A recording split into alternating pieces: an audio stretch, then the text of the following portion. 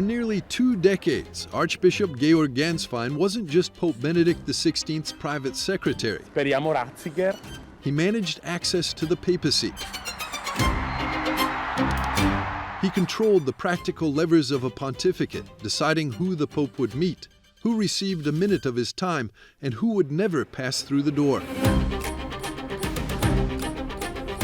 Archbishop Gänswein already knew about the Pope's secret decision in 2012, but the world would only find out months later. In February of 2013, Pope Benedict XVI resigned as Pope. Gänswein accompanied him into his new life, continuing to serve a retired Pope while also serving the new Pope and still holding one of the most sensitive jobs in the Vatican, Prefect of the Papal Household, the official who receives the world's most important guests before they meet the reigning Pope.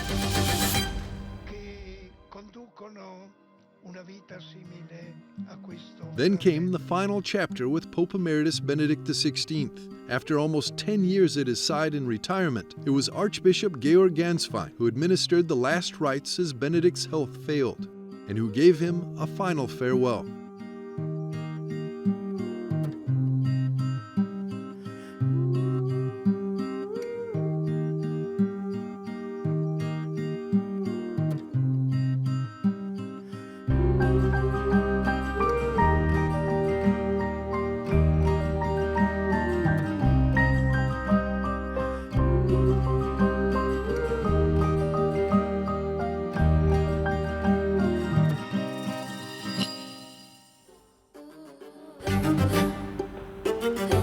In 2024, Pope Francis appointed him nuncio to Lithuania, Latvia, and Estonia.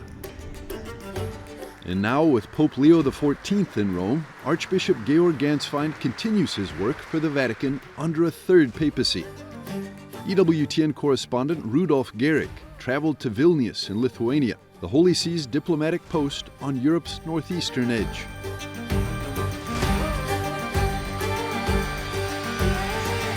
Des Vaters, des Sohnes und des Heiligen Geistes. Amen. Erzbischof Georg Gänswein, vielen Dank, dass wir heute bei Ihnen sein dürfen. Archbishop Georg Gänswein, you have now been Apostolic Nuncio in Vilnius for almost 2 years. We can also look back on 9 months with Pope Leo XIV. What do you think about these pontificates so far? Wie fällt das aus? Vor allem hat sich auch atmosphärisch. Above all, there has been a change for the better in the atmosphere, which I believe is important because the difficulties that existed have really taken on a whole new positive dimension with the change of pontificate. I consider that helpful.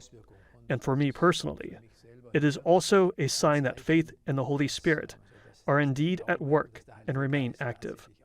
Wirkt und am Ball bleibt.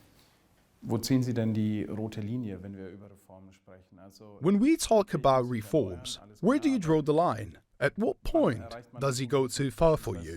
Da geht man einen Schritt zu weit.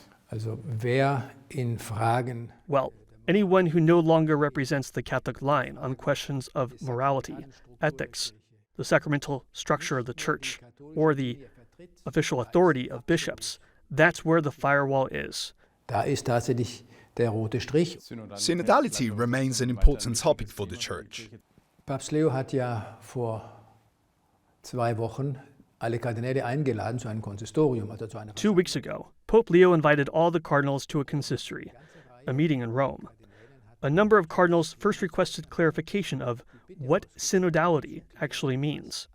Unfortunately, there is still no clarification regarding the term synodality. And as long as I don't have any clear definition, as long as I don't know exactly what it means, it is also certainly difficult to talk about the desire to remain in dialogue within the Church, or to even start the dialogue. If synodality is just that, then it's okay. But my impression is that a lot of hidden demands are being concealed under the cloak of the word synodality, and that certain goals are being pursued that have nothing to do with synodality at all. Synode und Synodalität überhaupt nichts zu tun haben.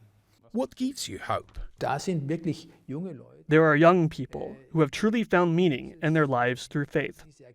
They live their faith as it should be lived, namely with a joyful heart. Faith is not a burden that adds to the burdens that life imposes on us, but rather a help to cope better. And we know why we are here in this world and where we are going. hier auf dieser Welt sind und wo es hingeht. Your Excellency, thank you very much for your time and for the service you do here for the Church. Thank you so much.